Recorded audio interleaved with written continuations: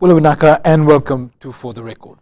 Suicide remains a topical issue, and everyone around the country is talking about how we as a country can prevent suicides and stop people from taking their own lives. Last week, For the Record did a show on suicide prevention, and we believe that it is important enough an issue to continue discussions and keep it as a national agenda so that we may help people and change mindsets. With that in mind, our second series tonight on suicide prevention, our guest is the Minister for Education, Dr. Mahendra Reddy, who now has taken on an initiative to bring suicide prevention and issues surrounding suicides to the forefront in schools. We will be talking with him throughout the course of the show tonight. And for the first time, we have on our show one of our very own staff at FBC TV, Andy Blake, the producer and host of Cheche Mon.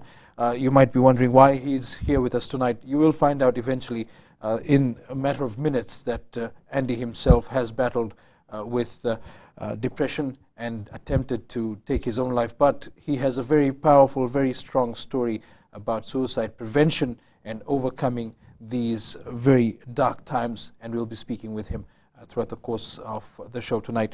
Gentlemen, thank you very much for being with us tonight. Dr. Reddy, I'll begin with you. The country is talking about it. People are waking up to the fact that suicides are a problem.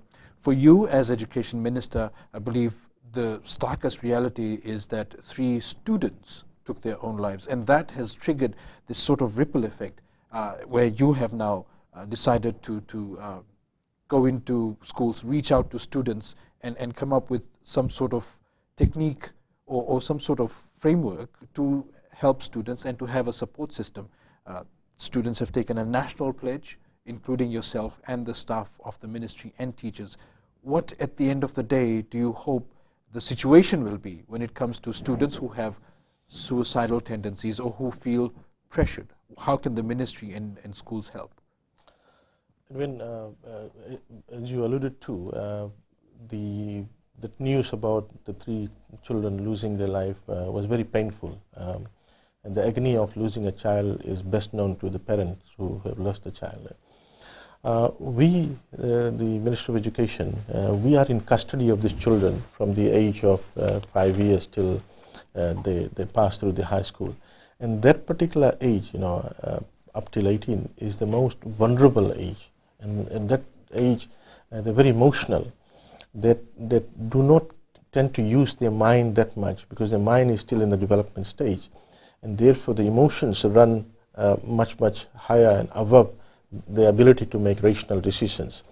And that time you would know that our children, particularly in developing countries, they come from different backgrounds and they have different kinds of problems.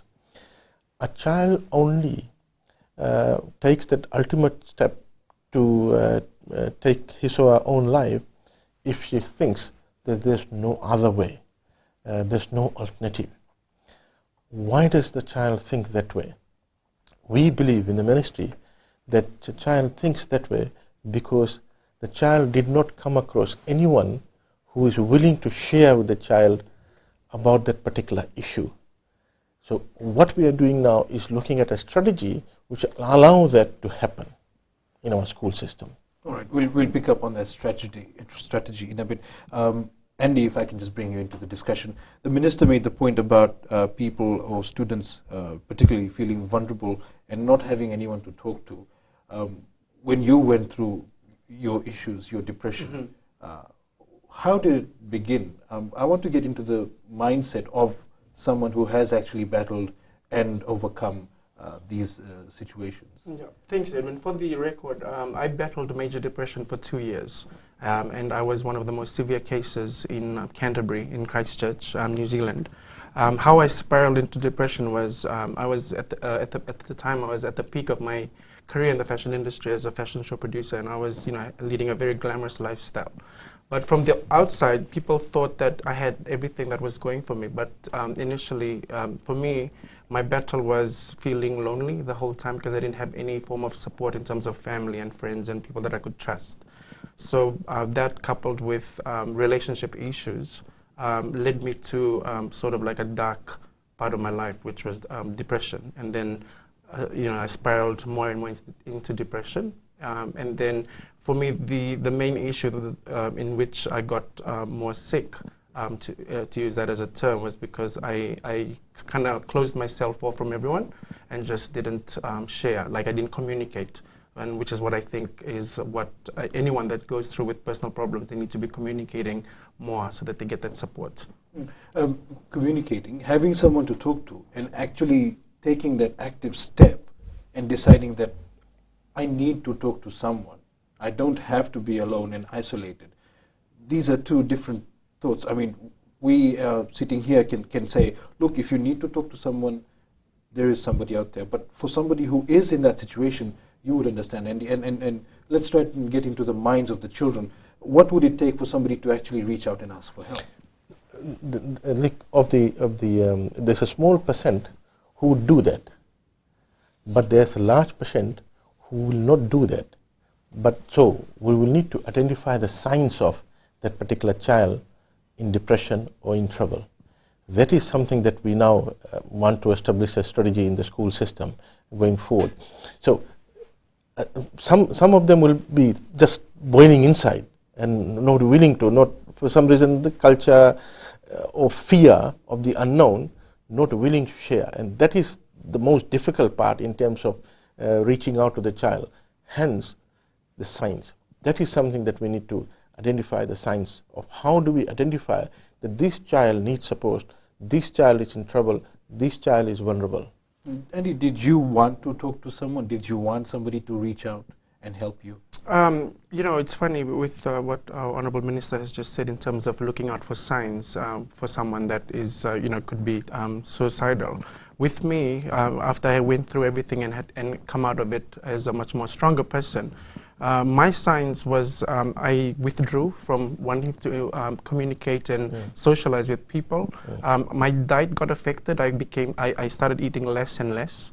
I lost interest in a lot of activities, and my concentration to a lot of things. I just withdrew from everything and always used to spend time. Yes, I didn't want to talk, and I just spent time alone in my room. There you go. So that is the major sign. So that is one thing I'd like to sort of emphasize, is that is the major sign when you see someone that's withdrawing from their normal day-to-day activities. Then you should actually have this group of people that that they trust, that they're able to come and form sort of like a bond almost and talk to them. Culture, you mentioned, is an obstacle. We have this sort of unspoken rule in Fiji. You don't talk about these problems. How do you overcome that? You in New Zealand wouldn't have had this cultural issue, but in Fiji it's still a problem. It is. Edwin, I've got my daughter in a tertiary institution, and first time she went to it, and I sat down with her and I said, look, if you make a mistake, tell us. That doesn't mean, we'll discard you. You make a mistake, tell us, we will help you to solve that mistake, fix it. And I said to her, look, don't go and end up doing something that, that we lose you. And then she broke down, she started to cry. It was difficult for me to start the discussion because I didn't want to talk to her about taking a life, But I wanted her to know that, look, even if you make a mistake, we'll still accept you. You still are part of us. Now today, on Friday, when I was visiting schools, I said to the students, you need to understand you're not alone. You're part of a family. That family is your class. That family is your home, your parents. Your family is your relatives. When you do something wrong that affects your life, you're destroying dreams of your friends, your classmates, your parents, your mother and father, your entire community. And therefore, you'll be shattering their dreams. They'll have nightmares. You're part of them. You need to understand that you're part of them. You just can't think that you're alone. If you take your life, no one is affected. The parents that you love so much, you'll be destroying their life because every day, every morning they wake up, they will miss you. The classmates, they will miss you. So what I said to the children is that the first thing you need to understand, you're part of someone. You're part of your mother, you're part of your father. You just are not separate. And therefore, you can't, on your own, unilaterally, decide to do something which will destroy the entire life of your mom and dad, your parents, to say the least. It takes a village to raise a child. as the saying Absolutely. goes. Absolutely. We will take a break. We'll be right back.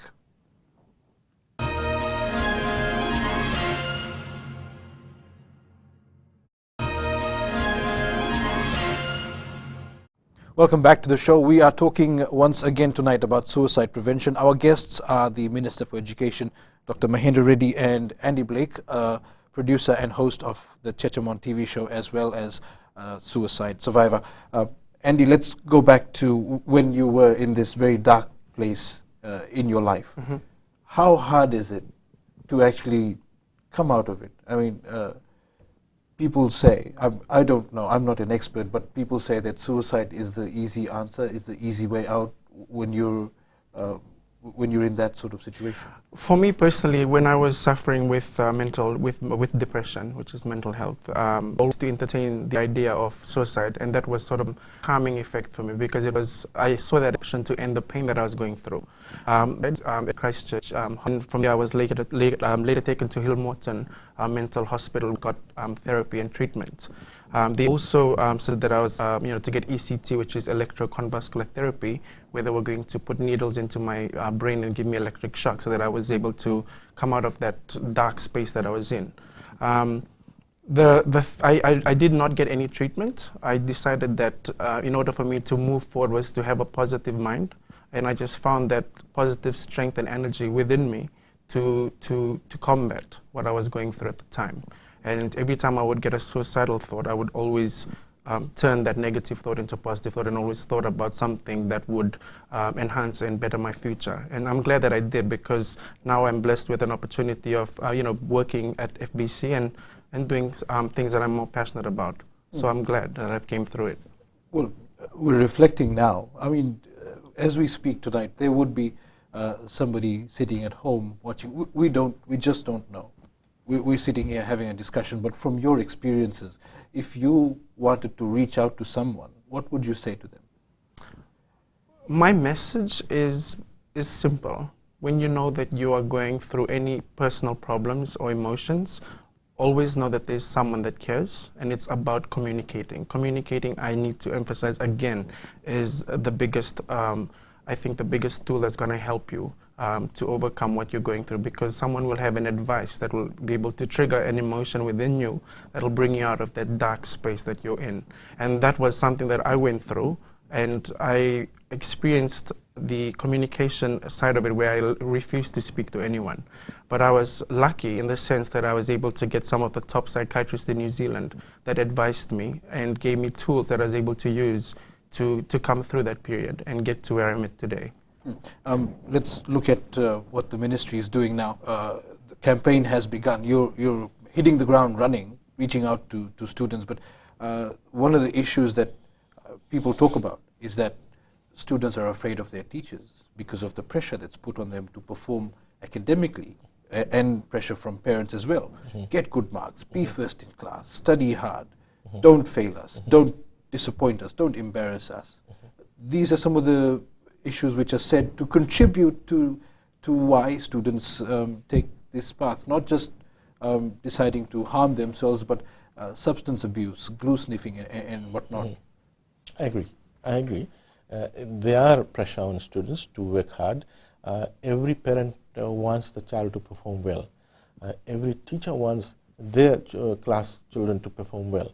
And I do understand that there are pressure, but we have taken a step back, and we're now saying to ourselves, how can we, while we don't mellow down in terms of delivery, in terms of our expectation from our children, from what we require from parents, how do we look at in terms of talking to the children and saying, look, even if you don't do well, that's not the end of it. That's not the end of it. And on Friday when I visited school, I said to the children, I said, look, we got close to 10,000, just over 10,000 teachers in our system. Not all of them were A graders. Not all of them used to come first, second, third in the classroom. There are teachers who failed the units, but they've repeated, and there are teachers who dropped out and then came later on with mature age entry, went into university, and have now found themselves a job in the teaching profession. What we are saying is that there are alternatives. There are a place for every child every child, and it doesn't necessarily have to be directly from year 13 into university. It could be through the technical college. It could be through going to the workforce, labor market, working for some time, becoming mature, developing yourself, and then coming back into the tertiary education system. Are you confident that the ministry and the schools have teachers who are open, who are nurturing, and who don't teach in that old-fashioned regimented system where you tell a student to sit down, do this, do this? Are teachers coming around to the idea of being more communicative and more open with students? We are working on it. Not all teachers are attuned to that model of delivery that you're talking about. We understand there are issues.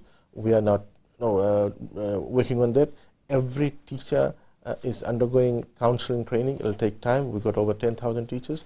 We got an expert coming from Australia who will be running specialized training on counseling to all the counselors that we have throughout Fiji. We are also developing a strategy, which I'm going to talk about in a minute, that we will deal with next year in terms of having our feelers at the ground level, the children. Okay, and on that note, we've come to the end of another segment. We will continue discussions shortly.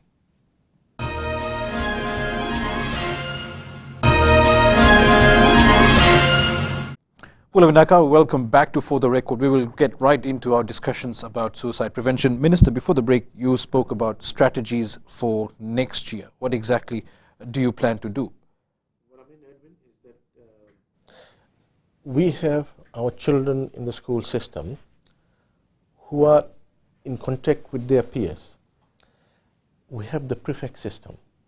We want to train our prefects in terms of, one, identifying the signs of depression, signs of those students who are having some kinds of problem.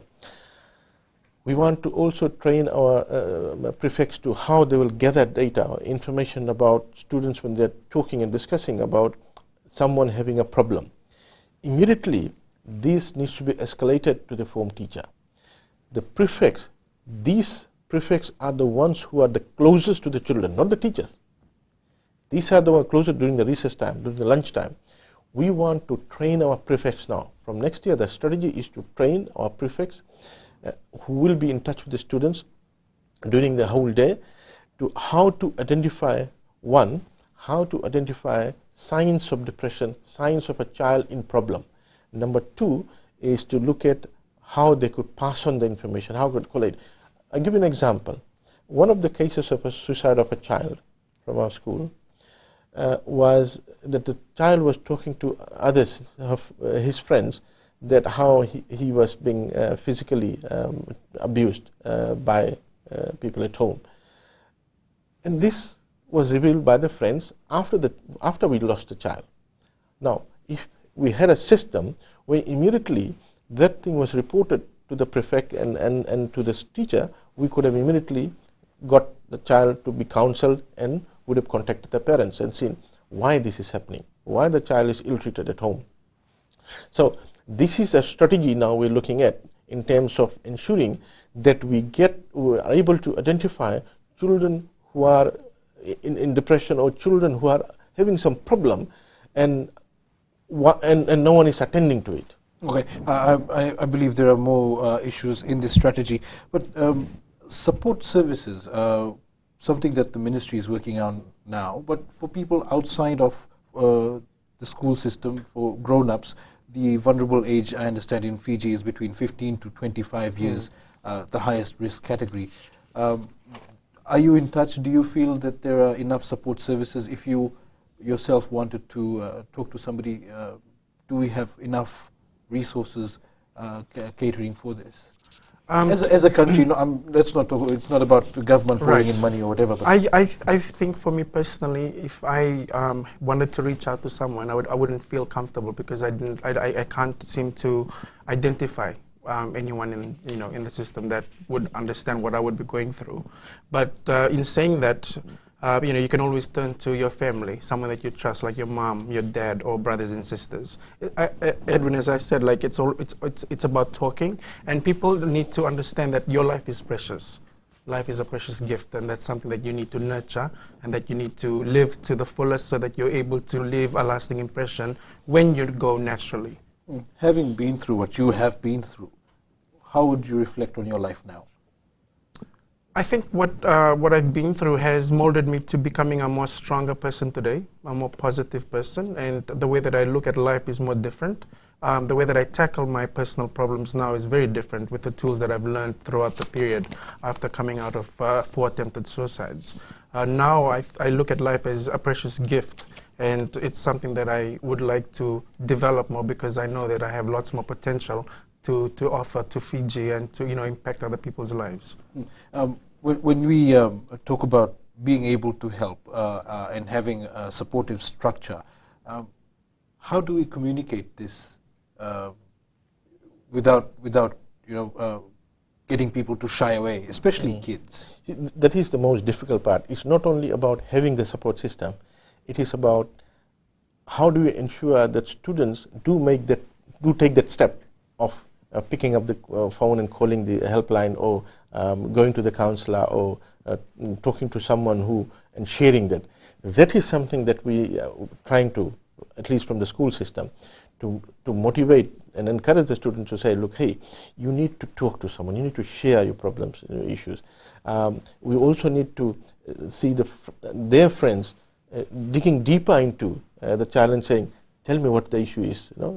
So it's a holistic thing, that together as a community, it's a movement. I think we need a movement now, national movement, in terms of dealing with this.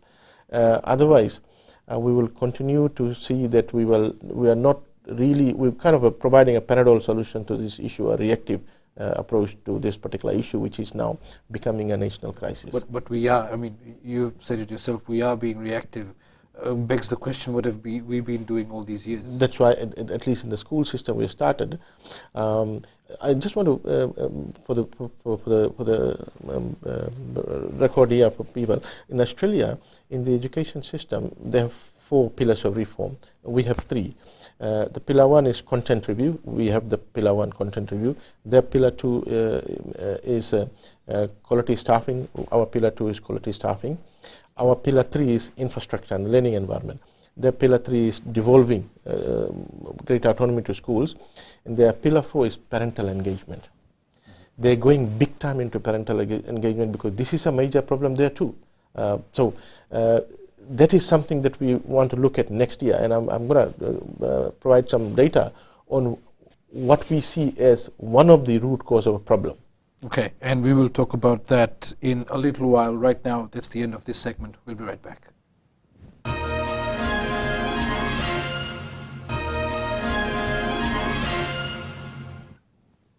Welcome back to For the Record. We're talking about suicide prevention. Minister, you spoke about some of the root causes of what exactly, and what are they? What we see, the kinds of counseling that is happening in our schools, particularly in the urban areas, we know that a lot of those issues that students are raising is because of lack of parental engagement, lack of parental support, arising out of, in particular, broken marriages or single parents. We did a quick survey of our urban schools, and we found a very startling figure in terms of the students coming out of single parent or broken marriage. For example, in Sigotoka, amongst the primary schools in the urban area, 12.2% of the children originate from single parent or broken marriage. Secondary school, 10.7%. Lotoka Secondary School is largest, 34.5%. In the Tavu area, primary school 17.7%, whereas secondary school 15%. Super primary schools 17.8%. They come from single parent. But single parenting doesn't necessarily mean that a child will become suicidal. What we noted when the students bring some problems, and then the teachers when they dig deeper, they find that they're not given that kind of support, love and care at home. That is a major issue. Parents not spending quality time with the child, or allowing the child to talk to them, or allowing the child to share with them. A lot of This parents, is a lot of parents would argue with you that they are single parents, a single mother raising a child, a single father raising a child, and saying that they are doing a good job. They Good, a are lot. looking after their child, and their child I agree. is not heading down the wrong track. I agree. You're talking about a lot. I'm talking about very high, large proportion of them. I'm talking about a small but significant proportion of parents who are not spending quality times, and this is because becoming an because issue. of their own issues, Own be it issues, marital or disputes, work schedule. This is becoming an issue now, which never used to exist before. Now, coupled with this, coupled with the kind of disengagement with the child and parent, quality time as well, you have got these other factors such as social media, Facebook interaction, movies. This is actually taking the child away from the core business, which is study, as well as luring the child into activities which could harm them. So this is becoming an issue. So we are worried. The kind of complaints are coming, and if you go to I don't want to name schools, and you talk to the counselors, they'll tell you the kinds of problems children are bringing to them, and a lot of them are linked to children originating from homes where parents have separated, or parents are not giving quality time. And how does one begin this engagement? How do you get parents engaged? How does one get a community engaged, Andy? I think for me, if I had to campaign on behalf of mental health and to, like to bring suicide more into the forefront, I think what we should establish in Fiji, which is what I don't think we have at the moment, is respite centers. Now, in New Zealand, when I went through my depression and I was coming out of my attempted suicide, I was given the option of a respite center. Now, this is where you actually go. It's a home where they provide you with counselors, and you take a break from the problems that you're having at home. Like if you, for example, if you're having single parent issues, or just normal issues at home with family or friends, you go into a respite center and stay there for maybe 1 or 2 days, where you get counseled, where they offer you support and they show you the love that you lack. So I think that's what we need to do in Fiji, is get respite centers built, and in our main centers, and as well as other rural areas around Fiji. How do we get parents involved, Minister? Every parent has to say, at least I'll spend half an hour in the evening sitting down with the child, asking the child, how did your school go today? What did you learn today?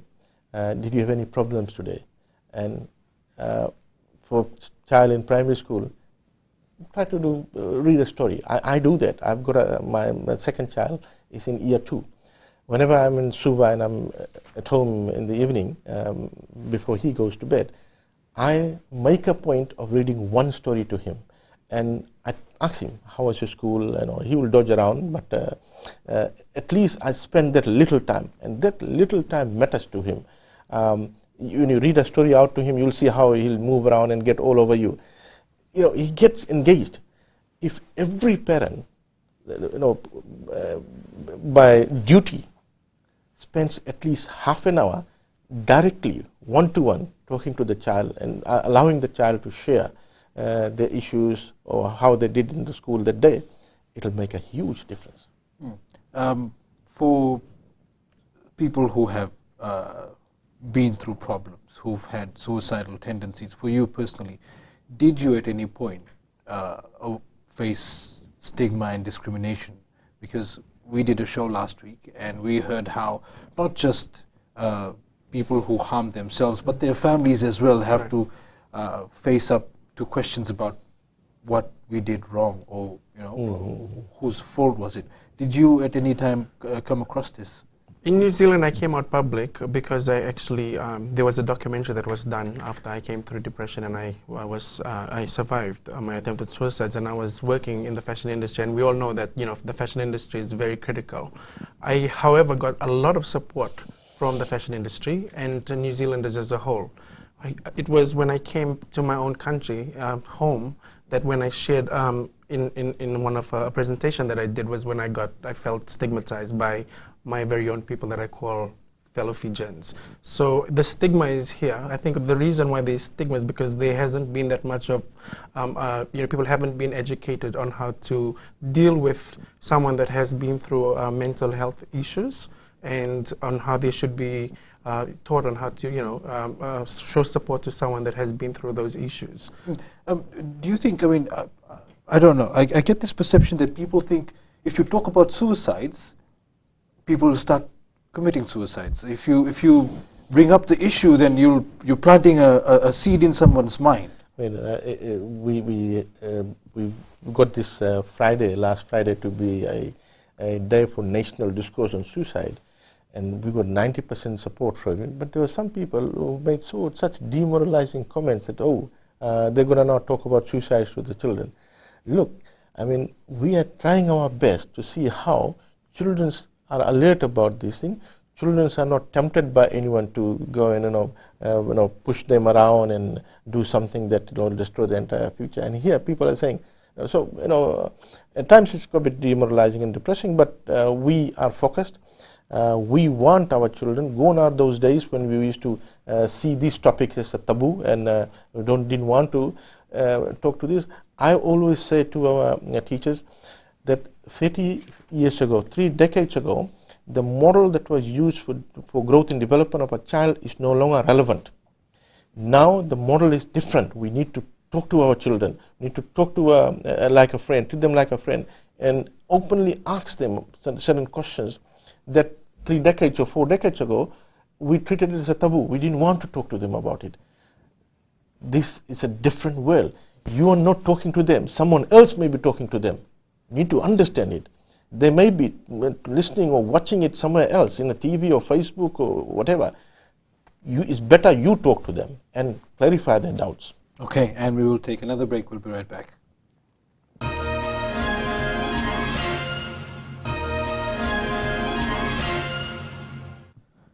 Welcome back to the show once again. We're pretty much wrapping up for tonight, but with the little time that we have, we will continue discussions. I had asked about planting the thought in somebody's head. Can somebody plant a thought in somebody's head like that? I disagree with that statement, because for me, I battled depression for 2 years, and suicide didn't automatically just happen overnight. It was something that I entertained in the 2 years that I suffered my depression. It's not just a thought that when you hear someone speaking about suicide, instantly you get the idea that you want to try it out because someone else did. It takes a lot of courage, and it takes a lot of your mindset. Your mindset changes. You become someone else. I created an alias, and when I became that alias was when I decided that I was going to attempt suicide. And I'm very grateful today that I get to sit here today and share my story with the nation, because I haven't actually come public in Fiji before. So this is an honor. So thank you. What made you decide to tell your story? What I've been trying to say is that we've seen so many innocent lives that have been lost, and a lot of them have been school children. And what I'm trying to say to all the school children that are watching the show tonight is that your life is precious. Life is given to you once. It's a gift, and it's how you use it. It's like a plant. When you add more water, which is more knowledge and more experience and opportunities are created, you go out into the world and you become someone more greater, and you become someone more influential. So use that opportunity regardless of whatever problems or issues that you might be facing now. It's just a short period of what you might be going through. There's always light at the end of the tunnel, which is what I was always told. And I'm grateful that my psychiatrist, who came from Croatia, was always telling me that there's light at the end of the tunnel. And it's just a little walk through the desert. When you come out of it, you come out of it as a much more stronger, wiser, and powerful individual, and that is the qualities that I can confidently say that I have embodied today from the experience that I've been through. Okay, and while we're talking about empowering people, the school system, you yourself have taken a pledge on Friday. What is that pledge?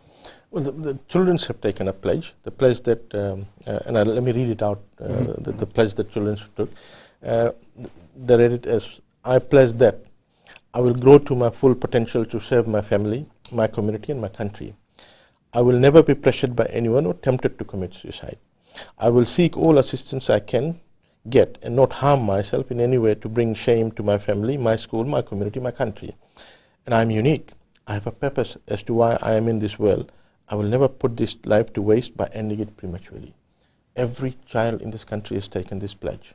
And they will be, of course, in the future taught about it and given absolutely knowledge. Absolutely, they will be repeating this pledge, and there will be the school. We're now looking at how the school system itself could become this outside the school system support centers. So it is more than just teaching the child. We were saying, look, we need to also own the child. We are the parents of the child from 8 to 3:30. The child has given us full trust and confidence. The parents have left the child at our doorstep. We have to now give them that support so that we don't lose them. If we want to deliver, we also have to ensure that we don't lose them. A lot of parents would be reluctant to have their very young kids, year 1, year 2, year 3, maybe up to year 5.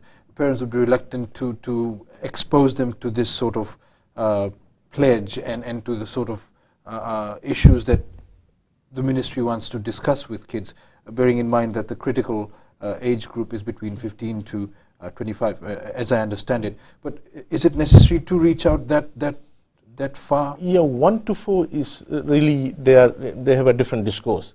But it's above, it's 5 to onwards. That's what we're targeting. And just very quickly, as we end the show, you're confident that you're doing this the right way with the right amount of sensitivity? We are confident that we think that we, in custody of the children in our school system, have a better and greater role to play than what we have been playing. Okay, with that, thank you very much, Minister, and best of luck with your efforts. Andy, to you as well, thank you very much for coming on the show and telling your story. I'm confident, I'm very sure that with the discussions that we've had, we have helped at least a few people watching tonight. Thank you very much, gentlemen. Thanks for the show. That was For the Record for the evening. Up next is My Say with Nemani Ndele Matiki of the Fiji Sun. But from me for tonight, good evening, and I will see you next Sunday.